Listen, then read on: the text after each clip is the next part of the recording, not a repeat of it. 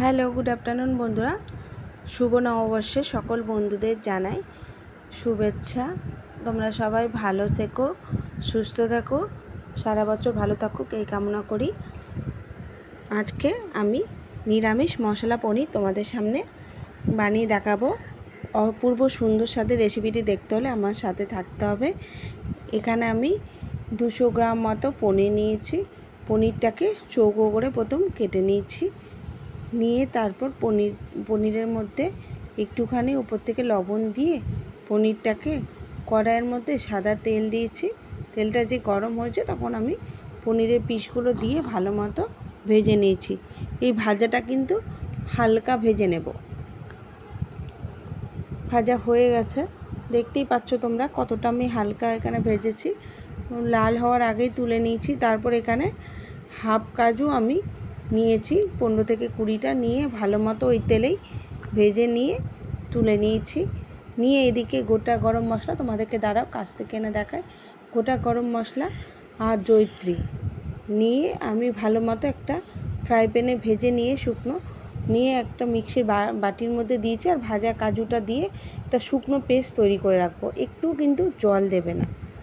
তারপরে ওই বাটির মধ্যেই আমি 2টো টমেটোকে পেস্ট করে রেখে দিয়েছি। এক টুকরো আদা নিয়ে গ্রেট করে নিয়েছি।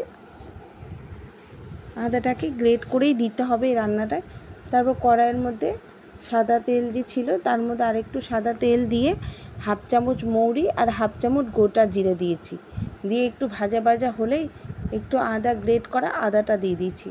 নিয়ে 20-30 সেকেন্ড নাড়াচাড়া করে তারপর এর মধ্যে 4টে কাঁচা লঙ্কাকে কুচিয়ে রেখেছিলাম সেটাও দিয়ে দিচ্ছি।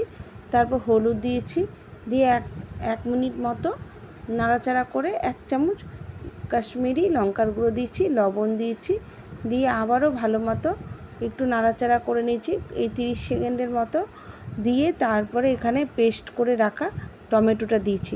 হ্যাঁ, মাথায় রাখতে হবে আমি যেভাবে পরপর জিনিসগুলো দিলাম এইভাবেই কিন্তু অবশ্যই তোমরা দেবে, তাহলে কিন্তু খেতেও যেমন সুন্দর হবে তেমন কালারটাও সুন্দর আসবে। এবার টমেটোটা যে কাঁচা গন্ধ চলে যাবে তখন আমি 1 চামচ ধনে গুঁড়ো দিয়েছি। ধনে গুঁড়ো দিয়ে ভালো মতো আবারও মশলাটাকে কষিয়ে নিয়েছি। নিয়ে তারপর যে কাজুর পেস্টটা যে করে রেখেছিলাম ড্রাই পেস্ট সেটা দিয়ে দিলাম। দিয়ে আবারও সেটা ভালো মতো মশলাটা কষে নেব। কারণ মনে রাখতে হবে এখানে আমাদের বেশি কষানোর দরকার নেই, কারণ আমার সমস্তটাই ভাজা ছিল। কাজুটা আর গরম মশলাটা হালকা কষিয়ে তারপরে আমি এখানে জল দিয়ে দিয়েছি। জলটা যখন ভালো মতো ফুটে উঠেছে চিনি দিয়েছি, অবশ্যই স্বাদটাকে ব্যালেন্স করার জন্য এখানে মিষ্টি অবশ্যই দেবে। আর তারপর ভেজে রাখা পনিরগুলো দিয়ে দিয়েছি। ঝোলটা ফুটে উঠলেই ব্যাস একেবারে রেডি রেস্টুরেন্ট স্টাইলে মশলা পনির। একবার অবশ্যই এইভাবে করে দেখো। আর সবশেষে কাসুরি মেথি। আমি বলছি রেস্টুরেন্টে যেরকম মশলা পনির খেয়েছে তার থেকে কোনো অংশে কম না, বরঞ্চ বেশি ভালো লাগবে। এটা হচ্ছে নানের সাথে বলো, রুটির সাথে বলো, আর পোলাওয়ের সাথেই বলো না কেন, সব কিছুর সাথেই বেশ লাগে। তো আজ তবে আসি, কেমন লাগলো অবশ্যই জানিও। ভালো থেকো, সুস্থ থেকো, টাটা।